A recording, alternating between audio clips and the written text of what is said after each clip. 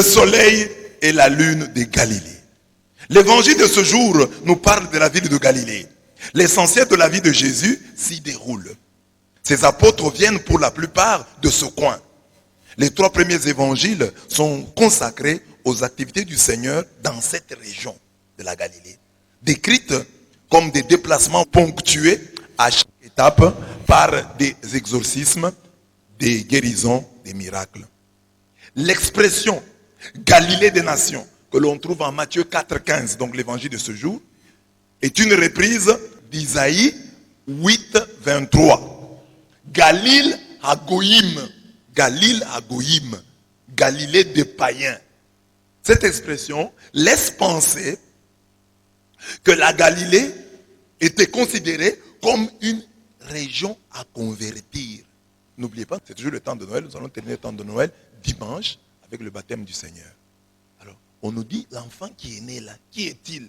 On dit, c'est le soleil de Galilée. Et Galilée, c'est quoi? C'est le territoire, la terre des païens. Galil Hagoïm, la Galilée des nations. C'est là que Jésus est allé s'installer. Le territoire qui était considéré comme le territoire des gens peu convertis, parce que c'est une contrée frontalière. Alors, comme elle était à la frontière, elle subissait l'influence des peuples environnants. C'était une ville cosmopolite, où il y avait diverses nationalités. Donc, il y avait des païens. Il y avait un mélange des Juifs et des autres peuples. Alors pour les Juifs, c'était une terre méprisée. Mais Jésus en fait une terre à évangéliser. Jésus va prêcher là où c'est difficile. Il établit son quartier général là où la majorité est païenne. Là où la mentalité est païenne. C'est là qu'il s'établit. On dit Jésus s'est établi en Galilée. Nous l'appelons l'homme de Galilée. Pourquoi il a choisi la Galilée? Parce qu'il voulait l'évangéliser. Et c'est à partir de la Galilée qu'il sort son tout premier message. Convertissez-vous. Le temps est accompli, le royaume de Dieu est proche. Convertissez-vous, croyez à l'évangile. Ce message de conversion, cet appel à la conversion part de la Galilée. C'est en Galilée qu'il invite les gens à se convertir. Convertissez-vous, car le royaume des cieux est tout proche. La Galilée est différente de la Judée. Jésus est né à Bethléem en Judée. Bethléem c'est la ville, Judée c'est la province. C'est dans la Judée qu'il y a le temple de Jérusalem. Mais en Galilée il n'y a rien. Connu Galil Hagoïm, Galilée des nations. Cette région du nord d'Israël est souvent méprisée des habitants de Jérusalem. On dit, les gens de Galilée. C'est en effet la première terre hébraïque en venant de Damas et de Mésopotamie. Quand vous venez de Syrie, de Mésopotamie, la première terre que vous rencontrez, c'est Galilée. Elle avait reçu le surnom de Galilée des nations à cause de son lien avec la diaspora. Dans cette province frontière et cosmopolite, les habitants se consacraient au commerce international, d'où les noms ou surnoms grecs donnés à des enfants hébreux. Donc, ils se sont tellement mélangés qu'on trouvait en Galilée des enfants qui s'appelaient Jean-Marc. Jean, c'est Yohanan. C'est un nom hébreu. Marcus, c'est un nom latin. Philippe, Andreas. Donc, vous voyez, eux, ils ont des noms. André, ce n'est pas un nom hébreu, c'est un nom grec. Philippe, ce n'est pas un nom hébreu. Donc, on trouvait là des juifs qui s'appelaient Philippe. Or, les juifs doivent s'appeler Jonas, Jonathan, Abraham, Gédéon. Mais là, on trouve des juifs qui s'appellent Marc, qui s'appellent Philippe, qui s'appellent André. Et ce sont ces gens-là que Jésus a choisis comme disciples. Notre message de ce jour veut montrer que ce n'est pas un hasard si Jésus a jeté son dévolu sur cette ville et en a fait son quartier général. Ce n'est pas par hasard. Si Jésus a choisi la Galilée comme quartier général, il devait avoir un objectif. Il a fait ça sciemment. Les textes aujourd'hui disent, c'est pour que s'accomplisse Isaïe 8, qui dit, le peuple qui marchait dans les ténèbres a vu une grande lumière. Sur les habitants du pays de l'ombre de la mort, une lumière s'est levée. Donc, pays des Zabulon, pays des Nephtali, route de la mer, frontière, et pays au-delà du Jourdain, Galilée des nations. Là, on reprend Isaïe 8. Le peuple qui marchait dans les ténèbres a vu une grande lumière, soleil de la Galilée. C'est pourquoi je dis, Jésus est le soleil de la Galilée. Une grande lumière sur ceux qui habitaient dans le pays de l'ombre, dans le pays et l'ombre de la mort. Une lumière s'est levée. C'est ça, Galilée. Une lumière s'est levée sur la Galilée. Les deux lectures nous amènent à méditer sur le thème « Le soleil et la lune de la Galilée ». Nous voulons présenter Jésus comme le soleil de la Galilée et présenter son église. Là, je me fonde sur la première lecture. Évangile, Jésus, soleil de Galilée. Église, lune de la Galilée. Parce que la lumière de la lune vient du soleil. Alors j'ai dit, puisque Jésus est lumière, nous sommes aussi lumière en lui. Lui est le soleil de Galilée, le soleil qui luit dans les ténèbres. Nous aussi comme Église, puisque la lumière de la lune vient du soleil, la lune est le reflet de la lumière du soleil, nous aussi nous sommes la lune de la Galilée. Nous brillons dans les ténèbres. Nous allons où c'est compliqué. En répondant à la question, pourquoi Jésus a-t-il choisi Galilée comme quartier général? Nous voulons montrer l'impact que ce choix a eu sur le développement de son église. Donc retenez que quand on dit soleil de Galilée, c'est Jésus. Lune de Galilée, c'est l'église. Jésus, soleil de Galilée, parce que c'est là qu'il établit son quartier général. Quand il a commencé à prêcher, il s'est établi en Galilée. Il partait, il allait à Jérusalem, il revenait en Galilée. Partout où il allait, en Samarie, il revenait en Galilée. C'est là que se trouvait son quartier général. Et les apôtres, dans leur majorité, sont des Galiléens. Il a choisi ses collaborateurs parmi les Galiléens. Amen. Notre enseignement a donc deux parties. Dans la première partie, je parle de Jésus, le soleil de Galilée. Dans la deuxième partie, je parle de l'église, la lune de Galilée. Jésus, le soleil de Galilée. Jésus a choisi la Galilée des païens, Galil Agoïm, comme quartier général, afin que chacun, en l'apprenant, puisse se dire, le peuple qui marchait dans les ténèbres a vu une grande lumière sur les habitants du sombre pays, du pays de la mort. Une lumière a resplendi. En effet, à la naissance de Jésus, le vieux Siméon avait vu en lui la lumière pour éclairer les nations. Dans le Nouk Dimitis, il dit que Jésus est la lumière pour éclairer les nations. Luc 2, 32. C'est exactement ce que le prologue de Jean affirme. La lumière brille dans les ténèbres et les ténèbres ne l'ont pas étouffée. Jean 1, 15. Prenez votre téléphone, allumez la torche. Vous voyez quand vous allumez la torche ici, ça va, nous voyons quand même. Mais ce n'est pas la même chose que quand vous allumez la même torche quand il fait noir. C'est ça Jésus. Jésus n'est pas la torche qu'on allume quand il fait clair. La lumière dans la lumière. Lui, il est la lumière qui luit dans les ténèbres. Vous voyez là, vous avez la torche là-bas, mais ce n'est pas très important. Vous pouvez l'éteindre et vivre. Mais la nuit, vous en avez vraiment besoin. Ici, bon, vous avez l'impression que vous abîmez la charge.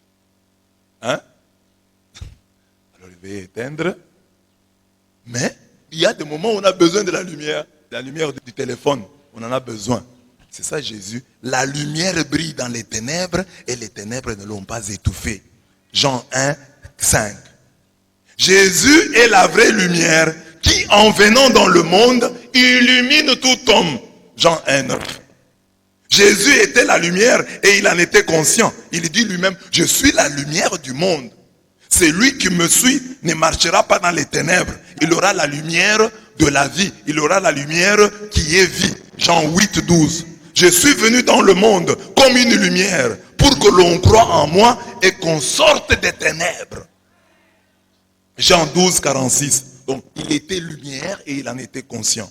Cette affirmation est très importante car les lecteurs de la Bible que nous sommes savent qu'au matin du monde, lorsque la terre était informe et vide, lorsqu'il y avait les tohu-bohu, que les ténèbres couvraient l'abîme et que l'Esprit de Dieu planait sur les eaux, Dieu dit que la lumière soit et la lumière fut.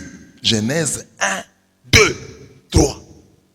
D'après ce récit génésiaque, ce récit de la Genèse, la lumière est la première créature issue de la parole de Dieu. Dieu dit que la lumière soit et la lumière fut. Jésus est la parole créatrice de Dieu, mais qui se compare à cette lumière. Elle l'emporte toujours sur les ténèbres. Les ténèbres ne règnent que là où elle n'est pas. Sa seule présence met un terme au règne, au mandat des ténèbres. Sa seule présence crie, les ténèbres ne régneront pas toujours. Isaïe 8, 23.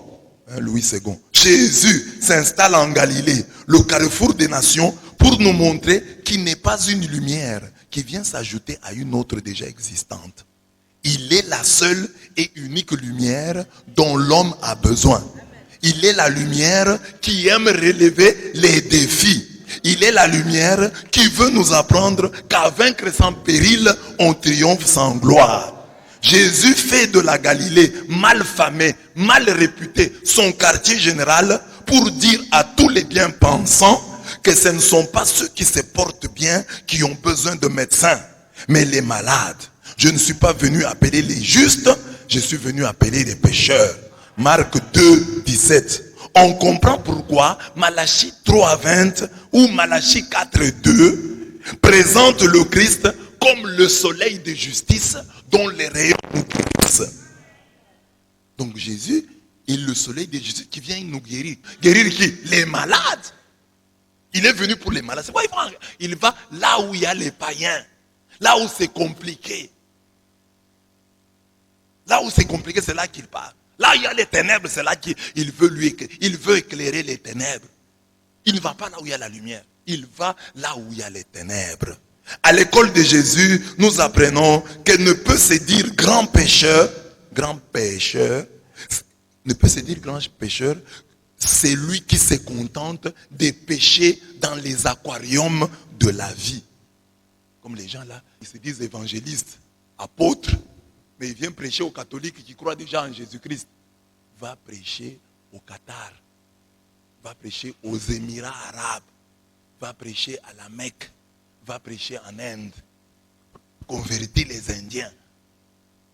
Nous, on connaît déjà Jésus. Voilà, il y a des lieux où le Seigneur nous attend. Même ici en Bujimaï. Nous évangélisons souvent les gens qui vont déjà à l'église. Mais il y a des gens qui le dimanche ne vont pas à l'église. Vous connaissez certains, ils sont membres de vos familles. Dimanche, ils ne prient nulle part. Mais à cela, on ne prêche pas. On profite déjà, ceux qui sont déjà prêchés. Quelqu'un fréquente déjà une église, tu le suis. Non, chez vous là, vous ne priez pas bien. Venez chez nous. Mais les gens qui ne prient pas là, les féticheurs, qui se disent féticheurs. Il y a même des messieurs là qui fait, alors que tout le monde fouille le nom de 666, lui, pour faire la publicité de ses fétiches, il dit c'est moi 666. Mais c'est là, on ne va pas lui prêcher la parole. On vient prêcher ceux qui disent que nous ne sommes pas 666, ceux qui chassent 666. Mais il y a des gens des féticheurs qui disent c'est moi 666. Il y a des endroits, par exemple, les évangélistes devaient se mettre ici en Bujimaï, parquet là. Il y a un lieu, une maison connue comme la maison des occultistes. Est-ce que vous voyez les évangélistes s'est aventurés par là? Ils devaient se mettre là. Oh bien-aimés, vous entrez dans cette loge, c'est inutile, venez voir Jésus-Christ. Non, ceux-là on ne leur prêche pas. On vient prêcher quelqu'un qui a déjà la Bible. Tu es en cours de route, tu rencontres quelqu'un qui a la Bible. Il est en train d'aller à l'église. Et tu l'arrêtes. Mon cher, où est-ce que tu vas? Non, je vais à l'église. Quelle église? Non, l'église du Christ sur la terre par le prophète André. C'est là que vous priez. Vous lisez la Bible. Vous croyez en Jésus-Christ. Non, mon cher, tu peux aller. Non, Pourquoi ça péché? Non, ça c'est pas une bonne église. Viens chez nous. Mais le monsieur a déjà la Bible. Il croit en Jésus-Christ. Il se lève le matin pour... Et tu veux l'avoir lui. Alors que tu laisses la haute mère. La haute mère. Prêcher les féticheurs. Il y a des prostituées qui les dimanches ne vont pas à l'église. Elles sont là au quartier latin. Elles restent à la maison et elles ne partent pas à l'église. Allez leur annoncer la parole de Dieu. On voit déjà des gens qui sont déjà bien, qui cherchent déjà Dieu. Dans leur église, là, chaque jour, on leur dit convertissez-vous. Ils pleurent. Ah, on n'est pas convertis. C'est là que vous allez pécher. À l'école de Jésus, nous apprenons donc que ne peut se dire grand pécheur de poissons, c'est lui qui se contente de pêcher dans les aquariums de la vie. C'est lui qui se contente de pêcher dans les paniers, dans les gibecières d'autrui. Il est le Dieu, Jésus-Christ, il est le Dieu du Duk Inaltum. Va en haute mer. C'est la devise de mon Seigneur Chibango, justement, d'illustre mémoire. Luc 5, 4. Il est le Dieu du Duk Inaltum. Va en haute mer. Va là où c'est difficile. Va là où c'est compliqué. Va relever les défis. Ne cherche pas la facilité. Ne reste pas à la rive. Va en haute mer. Va en haute mer. Ne nous montre pas que tu es un grand nageur en faisant des prouesses dans la piscine. Va en haute mer. Va nager là-bas. On va te croire. Jésus veut pêcher, tirer ses poissons de la mer du monde, car il est le Dieu des cas désespérés, le Dieu des cas impossibles, le Dieu des situations anormales, le Dieu des causes perdues, le Dieu des terrains minés, le Dieu des équations à plusieurs inconnus. Voilà pourquoi son premier appel à la conversion, répentez-vous car le royaume des cieux est tout proche, il le lance à partir de la Galilée des nations, à partir d'une terre païenne. C'est ce Dieu que Paul a voulu imiter lorsqu'écrivant aux Romains, il dit, et je me suis fait honneur d'annoncer l'évangile là où Christ n'avait point été nommé. Je me suis fait l'honneur d'annoncer l'évangile là où Christ n'avait point été nommé, afin de ne pas bâtir sur le fondement d'autrui, selon qu'il est écrit, ceux à qui il n'avait point été annoncé verront, et ceux qui n'en avaient point entendu parler comprendront. C'est ce qui m'a souvent empêché d'aller vers vous. Romains 15, 20 à 23. Il dit, Romains, pourquoi est-ce que je ne viens pas souvent chez vous là? Non, j'ai appris que vous, on vous a déjà prêché. Or, moi, je cherche à prêcher aux gens qui n'ont jamais été prêchés. C'est pourquoi je ne venais pas à Rome. Parce que j'ai appris que vous avez été bien prêché. Vous avez été évangélisé par Pierre. Je vais venir faire quoi là-bas? Donc, c'est pourquoi je ne venais pas chez vous. Parce que moi, je ne suis pas un pêcheur d'aquarium. Je ne pêche pas dans les gibecières d'autrui. Je ne pêche pas dans les paniers d'autrui. Moi, je veux prêcher inaltum. Donc inaltum. Je veux prêcher en haute mer. Là où c'est compliqué. Là où les gens ne croient pas. Là où il y a des païens. Là où il y a des sorciers. Là où il y a des occultistes. Là où les gens se disent athées. C'est là que moi je veux prêcher. Là où les gens se disent opposés au Christ. C'est là que je veux prêcher. Je veux prêcher aux non-chrétiens, aux hindous, aux bouddhistes, aux musulmans. Je ne veux pas les prêcher déjà quelqu'un qui a cru en Jésus-Christ, quelqu'un qui prie Jésus-Christ chaque jour, quelqu'un qui connaît Jésus-Christ, qui respecte Jésus et qui respecte sa mère, qui adore Jésus et qui vénère sa mère. C'est à celui-là que je vais aller prêcher pour qu'il vienne dans mon église où on adore Jésus en injuriant sa mère. J'oblige cet homme-là à rétropédaler, à faire un pas en arrière. Parce que lui déjà, il était déjà d'un certain niveau spirituel. Il adore Jésus, il vénère sa mère. C'est un grand niveau spirituel. Parce que si vous avez une femme qui vous aime et qui n'aime pas votre mère, n'est pas encore une femme parfaite. La femme parfaite vous aime et aime votre mère. Alors tu trouves quelqu'un qui aime Jésus, qui adore Jésus et qui vénère sa mère, tu le tires de là, tu l'amènes dans une église où on injurie la mère de Jésus. Cet homme-là, tu le fais avancer ou tu le fais reculer? Amen. Amen. Amen. L'église, deuxième point, la lune de Galilée. La lune n'est pas une étoile. La lune, c'est un satellite. La lumière de la lune vient du soleil. Alors quand vous voyez le soleil, il n'est pas là. et que vous voyez la lune, ne pensez pas que la lumière de la lune là vient d'elle-même. La lumière de la lune vient du soleil. Quand le soleil disparaît, il envoie sa lumière à la lune. Il délègue sa lumière à la lune. Comme maintenant Jésus, physiquement, n'est plus présent au milieu de nous. Nous ne voyons plus avec les yeux de la chair. Le Christ continué, c'est l'Église. C'est l'Église. C'est l'Église. C'est nous qui sommes la lumière du monde. Vous êtes la lumière du monde. On ne peut pas cacher une lampe sous le boisseau. La lampe, on la pose sur les lampadaires. Nous sommes la lumière. Amen. C'est nous la lune de Galilée. Donc nous devons aussi imiter Jésus. Briller dans les ténèbres. Aller là où c'est compliqué. Aller là où c'est difficile. Édifier le monde par notre joie constante. Édifier le monde par notre exemplarité toujours plus grandissante. Édifier le monde par notre foi, par notre charité, par notre amour. Voilà le défi, mes bien-aimés. Christ a brillé. Il a établi son quartier général là où c'était compliqué. Nous sommes dans une ville où nous pouvons dire aussi que les choses sont compliquées. Parce que chez nous aussi, il y a des tares de notre culture, les tares de notre tribu. Quand nous sommes là, nous sommes la lune du soleil de Galilée. Nous sommes la lune de Galilée. Nous devons briller dans nos milieux. Quels sont les défauts de nos milieux? Comment est-ce que dans mon milieu ici, moi je peux briller par l'exemplarité? Les gens de mon milieu, par exemple ici notre milieu, sont orgueilleux. Tout le Congo dit de Moulou Vantard. Alors si toi, tu es Moulouba d'ici, comment tu vas briller dans les ténèbres? Sois un Moulouba humble. C'est vrai, il y a des stéréotypes. Les gens vont dire, alors les Balouba, ils peuvent tomber. Ce n'est pas tous les Balouba, on peut généraliser. Mais c'est ça qu'on dit généralement de nous, que nous sommes orgueilleux. Toi, tu es de ce peuple. Dieu t'a obligé à établir ton quartier général ici, au milieu des Balouba. Sois donc un Moulouba différent. Un Moulouba qui n'est pas orgueilleux. Les Balouba ont l'injure facile. Nous nous injurions facilement. Ici comme à Kananga. Quand vous arrivez, vous entrez dans la vie, on vous injurie alors que vous n'avez rien fait. Alors, quand toi tu es Moulouba et que on dit tu dois être le soleil de Galilée, tu dois être la lumière qui brille dans les ténèbres, sois dans ce milieu et partout le Moulouba qui n'a pas l'injure facile. Lutte contre cette tendance que tu as à injurier facilement les gens.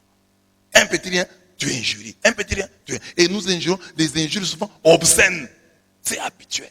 Quand tu es Moulouba, tu te dis, comment moi je vais être une lumière qui brille ici? Que je n'injurie pas mes enfants. Qu'on ait des Balouba qui disent, il n'a jamais injurié ses enfants. Voilà. Une d'état, c'est-à-dire, dans ce milieu, distingue-toi. Les Balouba que nous sommes se distinguent aussi dans l'intolérance. Prenez par exemple ici les pasteurs qui prêchent. Quand vous regardez les pasteurs en général, d'autres églises, les pasteurs les plus souples sont des gens d'ailleurs. Mais les pasteurs Balouba, même sur Facebook, regardez sur mon mur là, sur ma page, quand vous regardez les gens qui attaquent, ah non, vous êtes des démons. Vous regardez, vous trouverez souvent non, Chimanga, Mukenji. Faites l'étude. Moi, j'ai fait des études depuis près de 10 ans que je suis sur Facebook. J'ai déjà remarqué que les gens qui interviennent mal, qui injurient, qui sont radicaux, qui ne veulent pas entendre un autre son de cloche, sont souvent les gens de chez nous. Ils ne sont pas ouverts. Nous avons par ailleurs des qualités, mais ce n'est pas le lieu de les indiquer. Moi, je dis, nous devons briller dans les ténèbres. Et avec nos qualités, nous devons les amener maintenant au niveau du Congo. Le Moulouba, par exemple, il va partout, il construit partout. C'est un citoyen du monde. Il peut construire à Lubumbashi, à Goma, il construit partout. C'est sa force, mais aussi sa faiblesse. Mais ça, c'est quelque chose de positif. Mais avec cette capacité-là de se battre, c'est aussi une force. Quand vous voyez un Moulouba qui va quelque part, il va se battre pour manger, pour vivre, pour survivre. Ils se battent généralement. Quand vous allez à Kinshasa, la majorité de ceux qui font les taxis-motos sont des Balouba. Aujourd'hui, à Lubumbashi même. Les cambistes, ils sont là. Ils se battent. Avec ça, on peut éclairer le Congo. Avec nos qualités, et nous pouvons éclairer le Congo. Nous pouvons éclairer le monde. Mais avec nos défauts, nous allons plonger le monde dans les ténèbres. Voilà pourquoi il faut éliminer nos défauts. Nous tous, chacun regarde, qu'est-ce que j'ai? Une autre tare, c'est que le Moulouba ne reconnaît pas facilement son frère. Vous voyez aujourd'hui là, quand Tshisekedi est là et que ça ne marche pas, nous le soutenons un peu. Mais attendez le jour où il va partir, les langues vont se délier. Nous ne reconnaissons pas les meilleurs d'entre nous. Nous nous combattons entre nous. C'est ça l'esprit du Kassaïen. Ne pas reconnaître les meilleurs d'entre nous. Les combattre sournoisement. Quand on ne les combat pas ouvertement, on les combat sournoisement. Alors, nous devons sortir de ça. C'est-à-dire, comme paroisse ici, j'ai dit ici, que nous soyons les premiers à reconnaître les mérites. Pas seulement ici à la paroisse, mais partout. Dès que tu vois le bien, reconnais. Et cette spontanéité à reconnaître. Et je vous ai formé à ça. Quand je dis ça, vous savez que dans mes enseignements, ce sont des choses qui reviennent. Reconnaissez les mérites des autres. L'humilité, soyez humble. Soyez toujours humble. Soyez toujours humble. Luttez contre votre orgueil. L'orgueil rime avec cercueil. Quand tu penses au cercueil, renonce à ton orgueil. Un jour, tu vas mourir. Mais le cercueil, je suis allé loin. Déjà, si tu penses seulement que tu peux tomber malade, qu'une maladie incurable te guette, ça te pousse à être humble. Mais l'orgueil, ce n'est pas toujours dans le comportement. Hein. Moi, je crois que l'orgueil, c'est dans le sang. C'est dans le sang. Parce que quelqu'un peut avoir un comportement humble, mais après, son orgueil va le rattraper. S'il essaie de feindre un comportement humble, son orgueil va le rattraper. Donc ici, j'ai dit, nous comme église, installés ici en Bujimaï, connaissant les tares de notre culture, connaissant les tares de cette pathoculture, disons-nous, à part ce que j'ai cité là, vous pouvez identifier d'autres. Par exemple, la concentration que nous avons, nous les Balouba, sur le sexe. Parce que les Balouba, c'est là où on t'est qualifié ou on t'est disqualifié. C'est là. Et ce que j'ai dit, toutes les injures tournent autour du sexe. Alors, il faut se libérer de ça. Et on juge les gens sur base de ça. Rien que sur ça. Et un autre trait, c'est cette indifférence religieuse. Le Moulouba, de par ses chansons, ses prières, donne l'impression d'être très religieux. Mais dans le fond, il ne l'est pas. Regardez ici, dans notre diocèse, très peu de pastorales ont réussi. Regardez la Légion de Marie à Kinshasa, ici. Les Amis du Rosaire ici à Kinshasa, pour ceux qui ont déjà été à Kinshasa. C'est différent. Le renouveau charismatique, ici et à Kinshasa, ici et à Lubumbashi. Différent. Ici, la mayonnaise ne prend toujours pas le renouveau. La Légion de Marie, les Amis du Rosaire. Il n'y a rien qui réussit. Vraiment, vous dites, non, ça réussit. Ici, la mayonnaise a pris. Non. C'est toujours un peu à peu près. Les Balouba ici dans Boujma n'ont pas vraiment la dévotion mariale. Dévotion mariale. Hein? Vous trouvez ça? Non. Regardez seulement le 15 là quand on fait la procession. Très peu de gens. Très peu de gens. Très peu. Quelle est la mayonnaise qui a pris pastoralement ici en Bujimaï? Quelle est cette mayonnaise? Même les jours que nous faisons ici. Nous étions avec certains à Kananga. C'est une campagne organisée par une paroisse. Mais on a vu l'engouement que ça avait à Kananga. Ce n'est pas le même engouement qu'ici. Donc nous devons travailler à ça. Les Balouba offraient difficilement.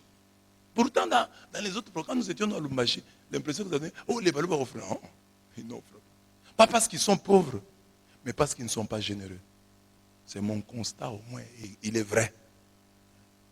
Il n'y a pas de paroisses où les prêtres disent, les gens vraiment offrent. Mais il y a des paroisses à Kinshasa, des paroisses à Lubumbashi. Vous avez déjà été à Lubumbashi, séjour à Lubumbashi. Vous entendez, quand on donne les résultats des offrandes, ça vous étonne. Ils donnent comme ça ici. Ah oui, ils ont des moyens. Mais nous, avec le peu de moyens, chacun peut donner. Amen. L'impact du choix de la Galilée. J'ai dit ici, pourquoi Jésus a-t-il choisi la Galilée? Je réponds, j'ai dit, c'est pour confondre les saints, pour confondre les forts. Parce que la Bible dit, ce qui est faible dans le monde, c'est ce que Dieu a choisi pour confondre les forts. 1 Corinthiens 1, 27 à 29. Vous pouvez même voir dans les services de Dieu, Dieu peut choisir quelqu'un qui n'a pas les qualités requises. Mais c'est pour vous confondre. Parce que vous qui avez les qualités requises, vous avez refusé. Les chrétiens qui sont dans les bancs critiquent les prêtres. Ah, il ne fait pas bien son travail. Oui, Dieu ne t'a pas choisi toi parce que tu es le meilleur, parce que tu es le fort. Il a choisi ce faible-là pour te confondre. C'est ça, le choix de Dieu. C'est pourquoi il choisit la Galilée, la ville méprisée, la ville honnie, la ville mal famée. C'est là qu'il établit son quartier général. Comme ça, il vous confond. Vous, les sages, vous, les forts, vous, les intelligents. Deuxième raison. Il choisit des gens cosmopolites, des gens qui ont l'esprit ouvert. Il savait qu'en Galilée, l'écriture était mélangée. Il y avait un métissage culturel. Il dit c'est là. Parce que les gens qui sont habitués à vivre avec les étrangers, à vivre dans ce cosmopolitisme, dans cet universalisme-là, ils vivent cette catholicité laïque. Déjà, ils s'entendent avec les gens d'ailleurs, avec les étrangers. Ah, c'est plus facile pour eux d'aller prêcher aux mêmes étrangers. C'est pourquoi il a choisi les Galiléens, habitués à parler aux étrangers, habitués à vivre avec les étrangers, parce que son évangile devait atteindre toutes les nations. Galilée des nations. Et Jésus est très intelligent. Il est Dieu. Il dit, je vais choisir les Galiléens parce que les Galiléens répandront mon évangile. Et puis c'est une ville frontalière. Il y a la mer là-bas, la mer de Galilée. Ah, il y a des étrangers qui viennent. Il y a la diaspora, des juifs qui partent, des juifs qui reviennent, des étrangers qui viennent. Alors il faut choisir les gens de cette ville-là. Ils sont plus ouverts, ils sont plus catholiques, ils sont plus cosmopolites. Alors ils vont changer les choses. Troisième raison, il choisit les gens de Galilée parce que c'est la Galilée qui était le bastion de l'opposition à l'occupation romaine. Dieu choisit, comme David autrefois, des révoltés, des mécontents. L'armée de David était constituée de mécontents, des gens qui avaient des dettes, mais aussi de ses frères. Alors, Dieu choisit des gens comme ça, qui sont mécontents, qui se disent que ça ne va pas, ce n'est pas bien. Et il choisit ces gens-là, il dit, les gens qui sont mécontents sont un bel investissement quand on a un projet. Mais les gens qui facilement se satisfont d'eux-mêmes, ils sont contents d'eux-mêmes, ces gens-là sont très dangereux. Même ici dans la foi, les chrétiens qui sont trop contents, trop satisfaits d'eux-mêmes, ils n'apportent rien au christianisme. Ce sont les chrétiens qui sont mécontents. Je ne prie pas assez. Je ne fais pas assez pour mon Dieu. Non, ce n'est pas suffisant. Ces chrétiens-là feront marcher les choses. Mais quand ils disent, non, tel que je dirige la Colita, c'est bien. Tel que je dirige la chorale, c'est très bien. Tel que je dirige le doctorat, c'est très bien. Tel que je conduis tel travail, tel que j'assume tel ministère, je fais déjà très bien. Tu ne feras plus rien. Mais les révoltés, les mécontents vont dire, non, je n'ai pas encore donné le meilleur de moi-même. Je n'ai pas encore donné la meilleure version de moi-même. Amen. Quatrième et dernière raison, pourquoi il choisit la Galilée? Il choisit les Galiléens parce que lui il est dans la Galilée. Il choisit donc ces gens qui ont une proximité naturelle avec lui. Ce n'est pas du tribalisme, mais je pense que Jésus avait compris que si les gens sont du même coin, ils vont peut-être travailler mieux. Et il choisit des frères, Jacques et Jean, Simon et André. Il dit non, comme ils sont des frères, ça va aller. Ils vont bien mal pour lui. Or, chez nous ici, souvent quand on met les frères ensemble, c'est alors que ça barde, ils vont voler, il y aura du désordre. Mais Jésus lui a dit non, cette proximité naturelle pourra servir à créer une proximité spirituelle. Amen. Caractéristique de l'église de Jésus d'après Saint Jean. Une église en état de grâce. Quoi que nous demandions à Dieu, nous le recevons de lui parce que nous gardons ses commandements et que nous faisons ce qui lui est agréable. Voilà une église. Une église exaucée parce qu'elle fait ce qui est agréable à Dieu. Ce qui est agréable à Dieu. L'état de grâce pour nous, puisque nous sommes faibles, réside dans notre capacité, notre fréquence à nous confesser, à nous repentir de nos fautes. C'est pourquoi je vous retourne à cette blancheur catholique. Tu ne peux pas te dire catholique et tu oublies l'état de grâce. Car ton église enseigne qu'un chrétien qui meurt en état de péché va en enfer. Si tu meurs en état de péché mortel, tu vas en enfer. Et comment le péché mortel s'annule-t-il? Par la confession. Une bonne confession annule le péché mortel. Or, nous devons être à la recherche de l'état de grâce. Nous ne savons pas l'heure, nous ne connaissons pas le jour. Nous devons être constamment en état de grâce. Et l'état de grâce est perdu par le péché mortel. Quand tu mens, c'est un péché mortel. Tu calomnies, c'est toujours dans le mensonge. Là. Tu as détruit la réputation d'autrui. C'est un péché mortel. Tu meurs avec, tu vas en enfer. C'est ça l'enseignement de ton église. Une église qui est agréable à Dieu. Comment est-ce que je serai agréable à Dieu? Par ma contrition. Par ma contrition. Quand je regrette amèrement mes péchés. Parce que je suis faible, je resterai faible. Mais ce que Dieu attend de moi, c'est ce regret permanent. Cette contrition permanente. Une église de la foi et de l'amour par l'esprit. L'amour de Dieu a été versé dans nos cœurs par le Saint-Esprit qui nous a été donné. Soyons une église des hommes et des femmes qui croient en Dieu. Pas des gens, ils n'ont pas la foi mais ils viennent à l'église. Ils fréquentent l'église sans avoir la foi. Soyons une église des hommes et des femmes qui croient, qui sont attachés à Jésus, qui ont mangé Jésus. Et quand nous avons mangé Jésus, le fruit c'est l'amour. Que l'on dise, ah la paroisse universitaire, ces gens-là sont des croyants. Et ces gens-là s'aiment. J'ai toujours insisté sur ça. Qu'on dise de nous que nous nous aimons. Qu'on dise de nous que nous croyons. Ça, c'est un peuple de croyants. La foi et l'amour. Une église du discernement. Le thème de notre année. Le texte dit, bien n'ayez pas à tout esprit, mais éprouvez les esprits pour voir s'ils viennent de Dieu. Car beaucoup de faux prophètes sont venus dans le monde. Discernement. Comme nous prions, c'est bien. Dieu qui se manifeste dans la simplicité. Et vous savez ici, tel qu'on prie là, quand Dieu vous bénit, vous sentez que vous n'avez que de compte à rendre qu'à Dieu. Parce que Dieu s'est manifesté dans la simplicité. Tu as amené l'eau bénite. On doit donner une onction d'huile. Bon, quand tu es guéri, tu ne lis pas ça à la personne, tu lis ça à Dieu. Parce qu'on n'a pas fait grand chose. Je n'ai pas fait de grandes cérémonies. Je ne t'ai pas mis dans un bassin. Je ne t'ai pas lavé. Je ne t'ai pas rasé. Mais j'ai prié pour toi. J'ai parfois prié comme ça, même sans t'imposer la main. Et toi, tu es parti et Dieu t'a guéri. Tu vas dire, ça c'est Dieu. Et ça va t'attacher plus à Dieu qu'à moi. Que Dieu vous guérisse.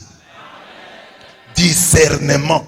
C'est l'année de discernement. Il y a des gens qui sont bien parce qu'ils sont allés là-bas. On leur a imposé les mains. On les a lavés. On les a rasés là-bas. C'est ça la source de tous tes malheurs.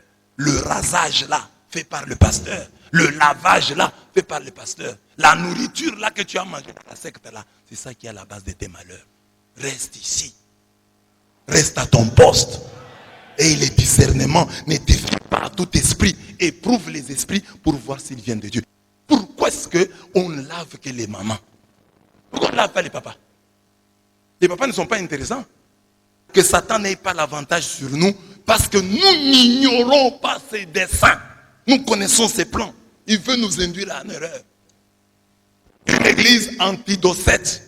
Le texte dit, à ceci reconnaissez l'esprit de Dieu. Tout esprit qui confesse Jésus-Christ est venu dans la chair et de Dieu. Le docétisme disait que Jésus a fait semblant de prendre chair. Il n'a pas réellement pris chair. Et je vous ai prêché, j'ai dit, le jour de Noël, quand on doute de la réalité de l'incarnation, on tombe dans le docétisme.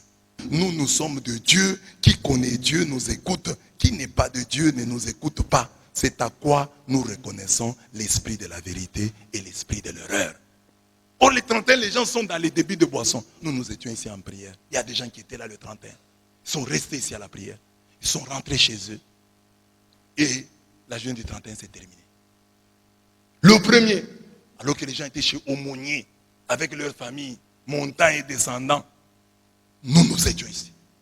Le premier où les gens s'enivrent, nous étions ici à la prière. Certains ont dit non, comme j'ai prié les 31, j'ai prié le premier. Maintenant, je prends le repos. Les dimanches ici, je vais quand même rester à la maison et boire un peu. Ils sont restés chez eux. Mais il y a des gens qui sont venus. Et après la prière, ils sont rentrés chez eux. Ils ne se sont pas enivrés. Nous avons quitté le monde. Nous avons quitté le monde. Mais les gens qui ont encore tendance, qu'aujourd'hui mes enfants, au lieu de les amener à la prière, je les amène jouer. Chez l'aumônier. Chez l'aumônier, tu peux les amener même aujourd'hui. Ils ne vont pas te frapper. Mes enfants, aujourd'hui, il n'y a pas prière le soir. Allons chez l'aumônier. Il n'y a pas prière ce matin. Allons chez l'aumônier. Mais seulement le jour où il y a prière, toi tu vas avec tes enfants là-bas. Les enfants là qui ne vont pas à la messe chaque dimanche.